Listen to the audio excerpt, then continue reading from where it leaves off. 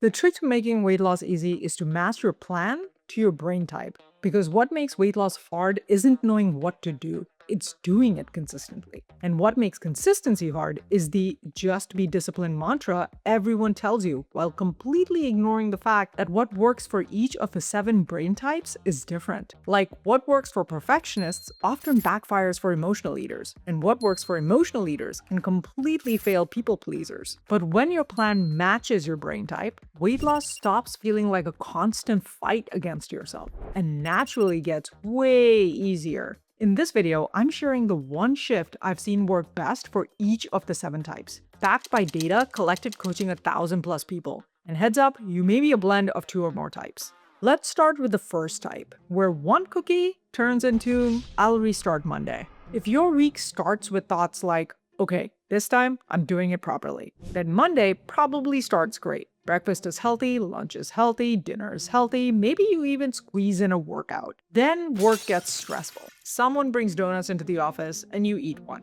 And suddenly your brain goes, well, the day is ruined now. Which somehow turns into, I'll just order takeout tonight and restart Monday. If that sounds familiar, you probably have the perfectionist brain type. And look, your strengths are incredible. Highly disciplined, conscientious, and capable of massive bursts of effort. But the obstacle is this level of intensity is unsustainable. And all or nothing thinking leads straight into a shame spiral the second things aren't flawless. So instead of using discipline to be on the wagon, let's flip it. Use your discipline to track how long you stay off the wagon. If a slip-up used to derail you for 3 weeks, you use your discipline to ensure the next one derails you 2 weeks and 6 days. As long as your time off is trending down, you're succeeding. But this is completely the wrong advice for the second brain type. Is this you? Whenever life gets overwhelming, frustrating, or draining, you somehow end up in the pantry, eating whatever is in front of you, even though you aren't hungry. A quiet, exhausted voice in your head whispers,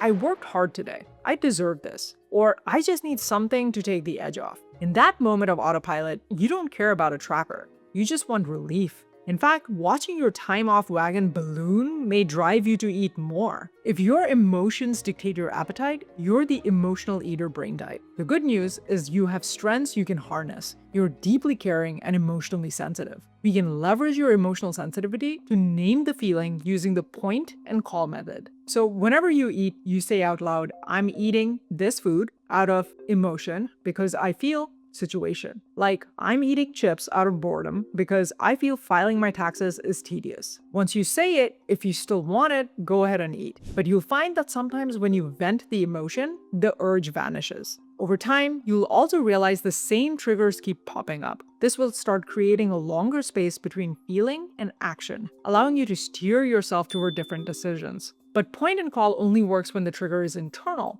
What if the reason you eat is because you're so busy meeting everyone else's needs that by the time it's your turn at self-care, you have zero energy left, so you grab whatever is nearest? Or at social events, you don't want to offend the host, so you eat whatever is offered despite not really wanting it. All your triggers are external. This is the people pleaser brain type. And again, the solution resides in your strengths. You're nurturing and reliable, but your obstacle is the inability to put yourself in do not disturb mode, which leads to an invisible accumulation of stress, and self-care only ever happens if there is time left over, which there never is. But instead of trying to magically become more selfish, we're going to use your fierce dedication to others to guarantee you finally take care of yourself using these 2 simple steps. First, schedule a non-negotiable 2 to 4 hour block each week, purely to replenish yourself. But here's the trick. Invite someone else to do it with you. If you're an extrovert, plan an interactive activity. If you're an introvert, invite a friend over to do a silent activity. For example, if you enjoy reading, both your friend and you can quietly read in the same room. Because you're dependable, tying your break to another person's presence guarantees you will actually show up for it. Now, for social events, instead of saying no, use this exact line.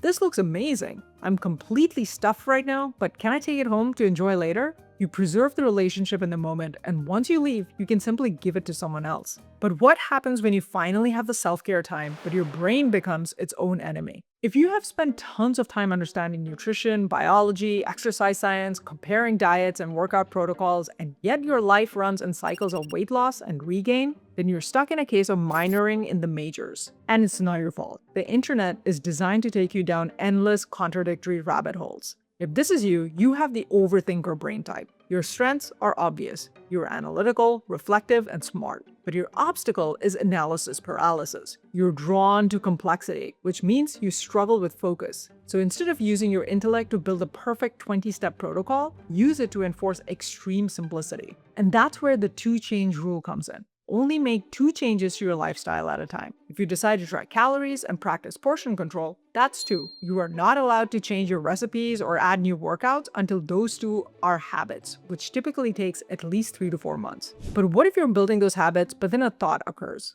How come my thin friends don't have to do all this?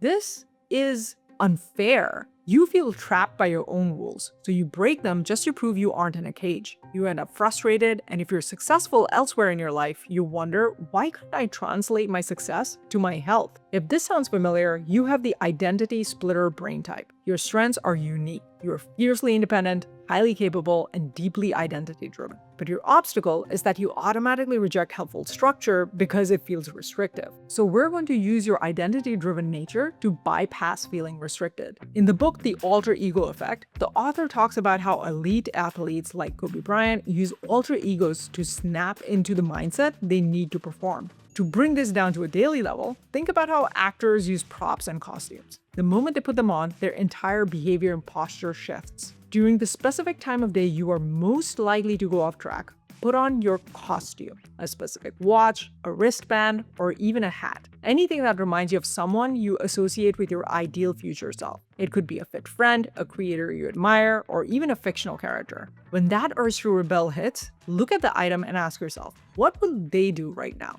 You will be surprised by how much easier healthy decisions feel when you temporarily step out of your own head and into a different role. But what happens when you wake up 3 weeks from now, your initial excitement has completely worn off, and the scale hasn't budged an inch? After a while, you tend to get bored with the routine and fall off. You think, I just lost the spark. If this is you, you have the motivation chaser brain type. Your strengths are undeniable.